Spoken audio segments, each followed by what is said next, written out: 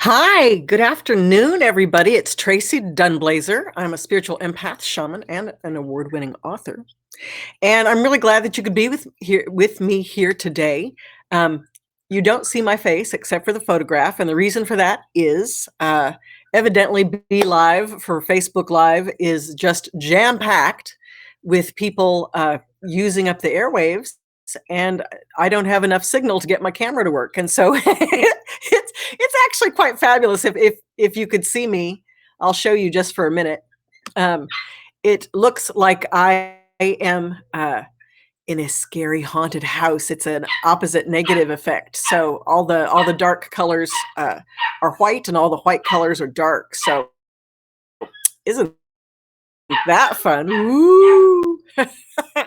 Anyway, thank you so much for joining me today.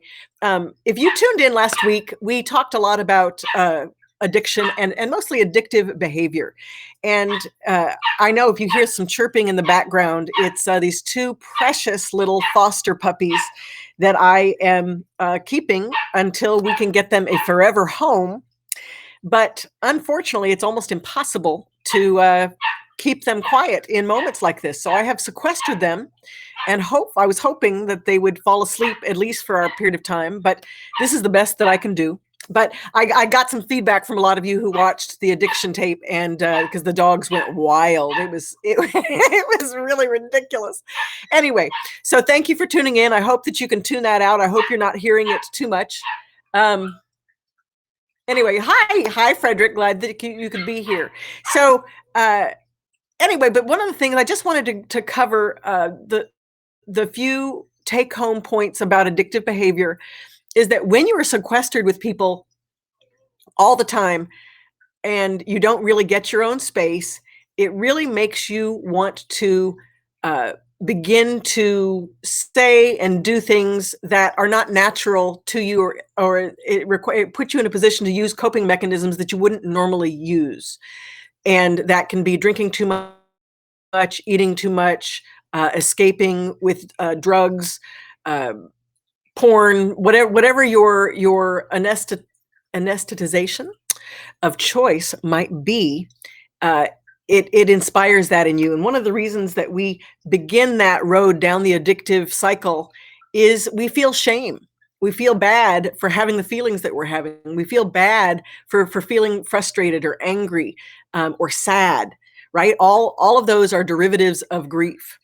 And when we don't allow ourselves the opportunity to feel the emotion that we have, we then suck it up and then try to transfer it into one of our coping strategies. So the take home here is change one behavior with another. When you feel upset, give yourself the opportunity to feel the grief, to have the experience, to feel the anger. Move yourself out of the common area and do your best to not put it on the people in your home. Or if you're by yourself, a lot of people are trolling on the internet just to get out their anxiety. They're using social media to express a lot of the fear that they have, and all of those things, and it really just transfers it to other people. So do your best to have the feeling. Allow yourself to express the feeling fully, emotionally, cry, scream, uh, get it all out, write it all out, journal, be as raw as you can in your journaling, but do something to get it from inside of you to outside of you. When you can do that, it clears a space, it clears your energy and gives you the opportunity to make another choice than having that second, third, or fourth, or fifth drink, or smoking that dope, or whatever your thing is. It gives you the opportunity to do something that is going to best serve you. Okay, so I just wanted to break that down, and I also wanted to give you a affirmation from last week, which was, I make great choices because these choices are made with full awareness. I make great choices because my choices are made with full awareness, which means you completely understand what you're doing, why you're doing it, and the consequences it's going to have. So that that that was the takeaways from last week, and I'm certain that I will be doing another uh, recording about addiction and addictive behavior coming up. So I just wanted to cover that. Now let's move on to normalcy bias and grief. You might have noticed that if you've read any of my books, or hi Jeb, nice to see you. Can you guys hear me? Okay, just to like, yes, I can hear you would be great, just to make sure, because I'm not sure how it's broadcasting. Anyway, so you'll notice that a lot of my work is it relates to grief, because literally grief is one thing that we experience. Thank you, Frederick. Grief is something that we experience every single day on some level, and we normally use the uh, definition of grief to express loss, as in death. And of course, there are thousands of people right now, millions of people right now experiencing grief from death. But there are a lot of people that are experiencing grief from frustration and sadness and confusion and fear. There's a lot of reasons that we gin up our emotion to clear a space, that once we have grieved emotionally, we've allowed that grief train, the crying, the energy to move through us. It clears a space to open our hearts and to better understand what is causing the grief. And one of the things that we want to talk today about, normalcy bias. One of my very favorite authors, his name is Greg Braden, and he wrote this really amazing book called Deep Truth: Igniting the Memory of Our Origin, History, Destiny, and Fate. And one of the things that he talks about is normalcy bias. I'm going to give you a little quote from his book. He says, "We seem to deal with really devastating information in one of two possible ways. Either we minimize it to the point of insignificance, or we ignore it altogether. The phenomena is called normalcy bias, and it tends to be the strongest among people who have never encountered the extremes facing them. And today, there are a lot of people on the planet that for the first time in their lives, they are facing this intense experience of the unknown and of fear that is generated by people in fear, or this complete ignorance, which is the normalcy bias of, this is, the pandemic, the coronavirus. It's not that important. It's not that big of a deal, right? There are a lot of people that feel that way, and so when you've got that level of density on one side, you're going to have a level of intensity on the other side that seeks to break that up, which is the fear, right? The fear of the media and the doctors and everybody continually impressing upon people how valuable and important to follow these medical guidelines, and to wear masks, and to social distance, and to do all of those things. Okay, so basically, your normalcy bias is the moment you feel uncomfortable, your brain changes the way you receive information. And if you have no experience of trauma in your life, you know what I heard today on the media? Somebody said, they're creating all of this drama around the coronavirus. and, ah, and that just slays me every single time when they seek to minimize what's happening. But I want to say, anytime you hear the word drama, I want you to supplant it with trauma. When we say drama, when somebody's causing drama, it's because they are in trauma. Whether we know what's going on with them or not, they are experiencing some form of trauma. And there are a lot of people on the planet right now who've not ever experienced this level of trauma. Right now, we're going to consider this pandemic a cultural trauma. And it's something that's global. It's a global cultural trauma. And what do we do when we're in trauma? Well, if you are a part of the people who engage in normalcy bias, you're going to discount and sit aside. You're going to uh, shift your thinking and focus on something that makes you feel better, whether that's completely ignoring what's going on or diminishing it in some way, right? And when you do that, it doesn't allow you to get to the grief that you're actually feeling, right? Anytime we feel fear, anytime we feel uh, confusion, we feel frustrated because we just don't have the information, or for a lot of people, let's take what's going on politically right now. Everyone at some point feels that they've been lied to, and you know what? You totally have.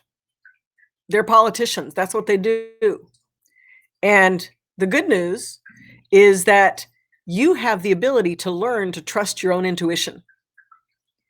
We can learn to trust our own intuition and take actions that not only preserve ourselves, but preserve the life and the integrity of others, the health of others. We have the ability to do that for everyone, not just for ourselves. So once you address what your real fear is, or what your frustration is, or what your anger is, you can say, well, yeah, that is true. That did happen, right? Maybe we should have all known about this before we did.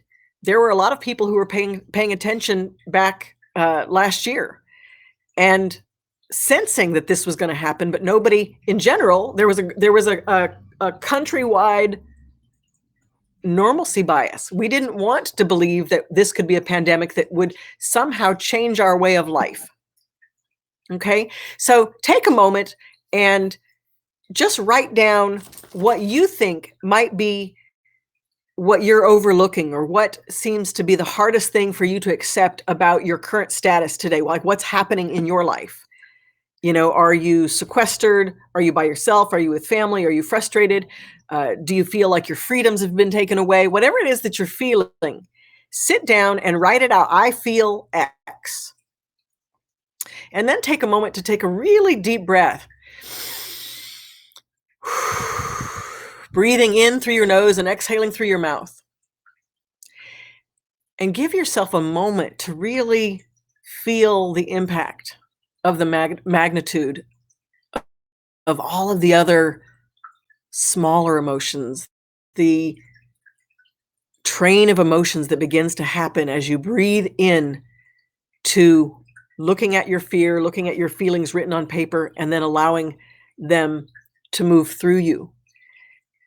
And then write out what it brings to you. Write out how it makes you feel. Write out what you want yourself to know about those things. Because when you do that, it allows for you to tune in to a higher vibration of yourself, whether for you it's God or the creator, or your higher self, or the universe. Whatever, there we are all interconnected on these higher channels of vibration. And when you tap yourself into this for you, right? Some of you out there, we here in Los Angeles, we just got a mandate to everybody has to wear masks if you go outside. And people are just up in arms about having to wear a mask. And like, here's the thing, whether it helps, whether it doesn't, the truth is it's going to make everyone feel a little better. It will.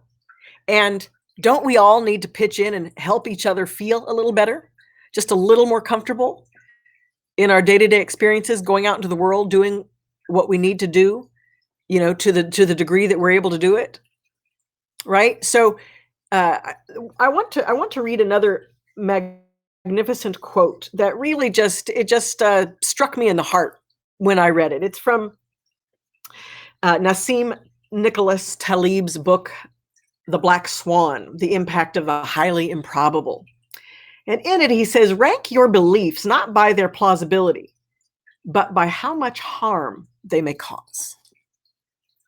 So we're being asked here to question not only our own beliefs, right? we're learning as a society to really there are people who don't question what's going on in the government. There's a lot of corrupt stuff going on. But the reality is if you focus on how corrupt these people are that you really can't impact other than with your vote and your voice, and you give that up to really focus on what is it you can do today to change your life, where can we all know that eventually we have to use our vote and our voice to be able to change things. We can't have politicians that are at a higher vibration than our lowest common denominator of the populace. We can't have it. That doesn't happen.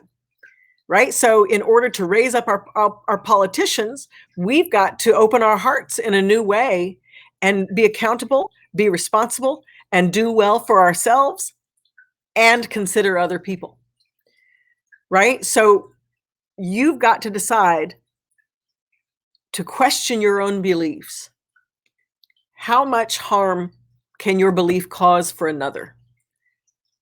Does your belief system include everyone? And then when you can start understanding where your beliefs restrict your perspective of another culture or another group, that's where you can start to expand your own knowledge. And again, at the end of each of those sentences, right, when you do each of those things, at the end of it, you're going to get to the point of grief, the point of frustration, anger that pushes through into grief to help you clear the space to rewrite the neurons in your brain. Did you know?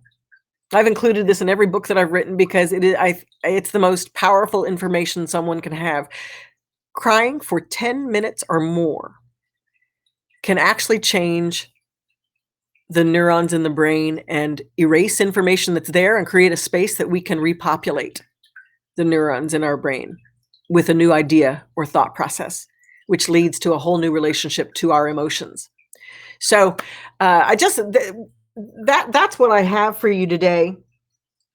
And the takeaways are: be willing to question mainstream thought and be willing to question your own thought. Be willing to look at how much what you take in, whether it's your own thoughts or the thoughts of others, how much you take in and how much of that serves everyone or just yourself. Learn to trust yourself and know that this world was built to accommodate all of us. It was built to accommodate all of us, and there is more than enough. Whether or not you're sitting in a place that you can see that right now, that's okay. You don't have to see it right now. You have to know it. You have to focus on it. There is more than enough for all of us. No matter what, I'm going to have more than enough. And then through that, it's going to allow you to better get to know yourself. It's going to open up those places in your spirit where you're holding old information and old ideas that need to be processed through. So now I want to take the time, if anybody out there has a question or thought, I'd love to hear it. If you've got a question, I'd love to answer it.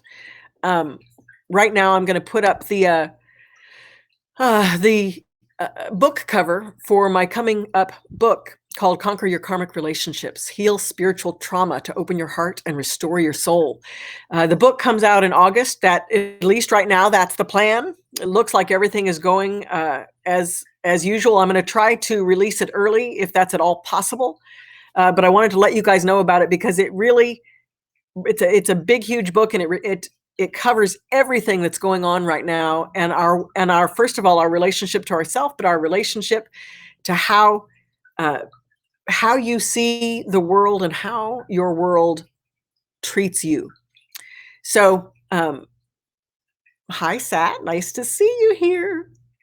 So if nobody has any questions, I'm going to sign off, but this has been really terrific. And hopefully next week we're going to have camera action so that you'll be able to see me. And I just want to do a big shout out. Frederick asks me if we can pre-order this book. Yes, you can. You can go to traceedunblazier.com. You can Google me on Amazon. Google me on Amazon. You go to Amazon, look up my name. The book comes up. When you click on the book, it's going to say it's not available just yet, and you can click on a little button to receive an email the minute it becomes available for pre-order, which should be sometime in June. So thank you so much for that question. Yeah, this has been amazing. This has been Tracee Dunblazier here with you. Please go to traceedunblazier.com or visit me at Tracee Dunblazier Spiritual Empath on Facebook, or you can go to Go Tracee on Instagram, or you can go to at Tracee Dunblazier on Twitter and find me there. I'm really, really glad that y'all could tune in today and have a magnificent day. And when it gets bad, because it will, in your mind and your heart, take a really deep breath, release it through, and know that there's more beauty to come from here. Thanks again, and have a magnificent day.